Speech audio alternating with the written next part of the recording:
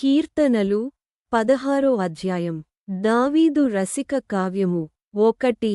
దేవా, నీ శరణుజొచ్చియున్నాను, నన్ను కాపాడుము. 2.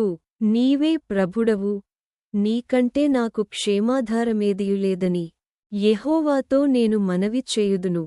3. నేనీలాగందును, భూమిమీదనున్న భక్తులే శ్రేష్ఠులు, వారు నాకు కేవలము ఇష్టులు. 4. యెహోవాను విడచి వేరొకని అనుసరించువారికి శ్రమలు విస్తరించును. వారర్పించు రక్తపానీయార్పణములు నేనర్పింపను, వారి పేళ్లు నా పెదవులనెత్తను. 5. యెహోవా నా స్వాస్థ్యభాగము, నా పానీయభాగము నీవే, నా భాగమును కాపాడుచున్నావు. 6. మనోహర స్థలములలో నాకు పాలు ప్రాప్తించెను, శ్రేష్ఠమైన స్వాస్థ్యము నాకు కలిగెను. 7.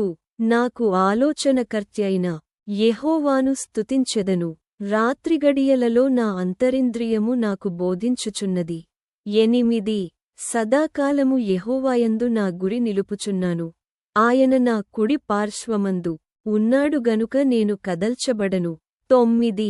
అందువలన నా హృదయము సంతోషించుచున్నది, నా ఆత్మ హర్షించుచున్నది, నా శరీరము కూడా సురక్షితముగా నివసించుచున్నది.